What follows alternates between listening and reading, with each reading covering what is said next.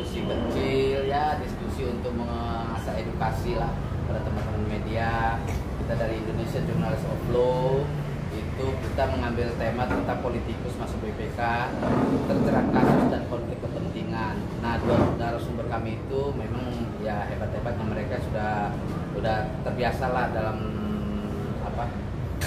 pemikiran mereka di berbagai media, baik media konvensional maupun media sosial. Kami hadirkan Bang Iskandar dari Indonesia Politik Watch dan Bang Kubidah Hidayatullah, mantan Dewas. Dia berbagi pengalaman dia ketika dia mengikuti tes Dewan Pengawas BPJS Ketenagakerjaan pada periode 2016 sampai 2021 yang lalu. Jadi artinya kita itu hanya diskusi ini hanya membuka ruang. Ketika media-media lain tinggalnya agak berbeda tentang BPK dan BPK sangat sepi sekali liputannya, kita membuka ruang untuk membuka siapa sih ya orang yang cocok yang tepat untuk mengisi posisi-posisi di BPK yang sangat minim sorotannya dari media. Dan di sini kami juga hadirkan karena jangan sampai BPK yang periode lalu tersandung dalam berbagai ya ada kasus-kasus tindak pidana korupsi, ya kan. Nah, walaupun ada sebagian ada yang tersandung, nah jangan sampai nanti periode berikutnya di bawah pemerintahan rezim yang baru ini, di bawah pemerintahan Presiden terpilih Prabowo Gibran, nah para komisioner di badan negara maupun di lembaga negara jangan sampai ada lagi yang seperti itu gitu loh. Jadi memanfaatkan kepentingan dengan jabatan. Dan ada Bang Iskandar, mungkin Bang Iskandar bisa melanjutkan apa yang menjadi topik pembahasan dalam diskusi tadi. Silakan Bang Iskandar. Ya, terima kasih untuk teman-teman. Kita bangga ya teman-teman media menyelenggarakan diskusi yang sudut pandangnya itu sangat tajam gitu ya. Sudut yang selama ini masih jauh dari jangkauan teman-teman media yang lainnya.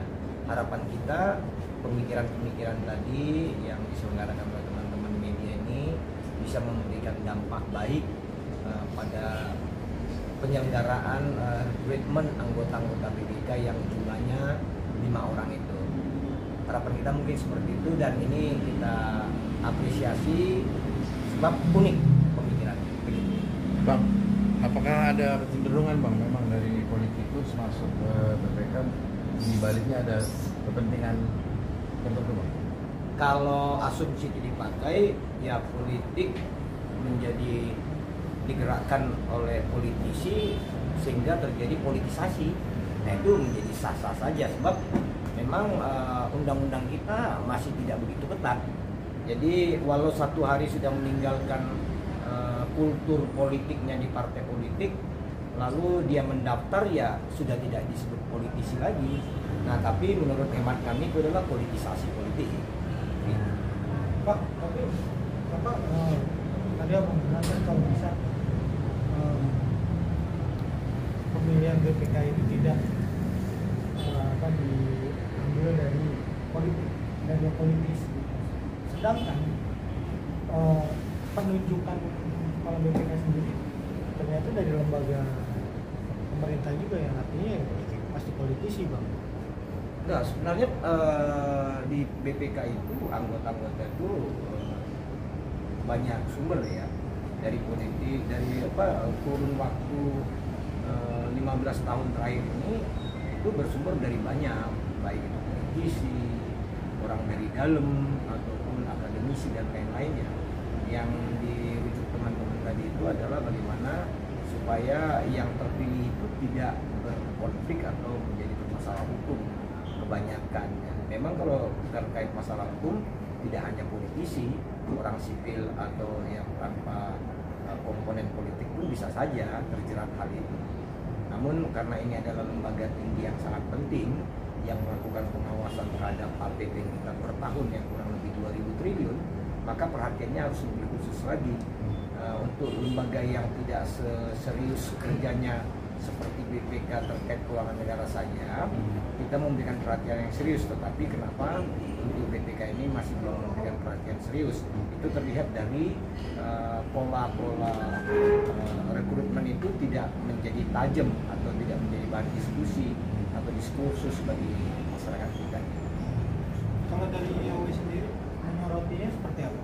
Kalau kita lihat kami tidak Dari Iya. sekian apa 15 tahun terakhir ini kandidat, kami melihat bahwa bukan hanya politisi, tapi sudah ini rusak politisasi.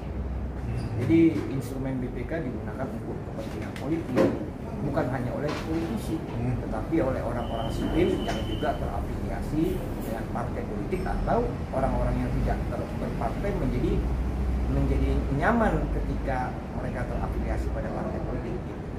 Bang, Thank you. Oh, jadi bisa dibilang 10 tahun kemarin cukup carut marut ya Bang, karena adanya politikus menuju BPK. Karena memang aturannya tidak melarang politikus. Oke. Yang disebut politikus itu apakah begitu keluar dari partai hari Senin apakah Selasa bisa disebut tidak politisi? Kan tidak. Kan begitu. Iya. Idealnya tidak seperti itu, tapi karena tidak dilarang menjadi boleh. Tapi kan produknya menjadi seperti sekarang. Bang, dari Indonesia Jurnalis Law ini apa sebenarnya apa sih yang sampai isu ini diangkat sama Indonesia? Ya, karena terbatasnya isu ini ya, jadi kami menarik untuk diangkat ke ruang publik ya, biar publik juga paham bahwa apa sih tugas dan wewenang BPK ini, karena BPK ini kan menyerotin anggaran keuangan negara ya, apalagi ke lembaga-lembaga. Jangan seperti Bang Is bilang tadi dalam diskusi, jangan karena WTP wajar tanpa pengecualian, wajar pengecualian gitu loh.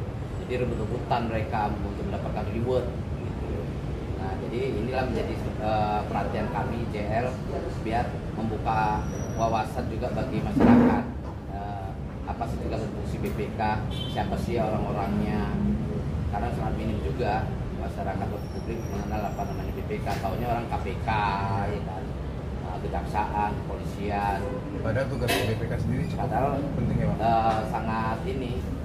sangat sakral sekali tugas BPK itu. Demikian. Bang izin Bang, langkah lanjutan untuk pengawalan tentang isu BPK ini gimana Bang? Ya kita sebagai media harus mengawal gitu. Kita kan watchdog, jadi ya kita ya mengawasi ini lembaga-lembaga negara tentunya, bukan hanya BPK aja gitu, supaya tidak menyalahgunakan kekuasaan dan kewenangan mereka gitu. Kamu dalam hal hukum mungkin ya Bang. Sehingga tidak terjerat untuk mengantisipasi lah, mengingatkan mereka para pejabat dan petinggi gitu, teman-teman. Mantap.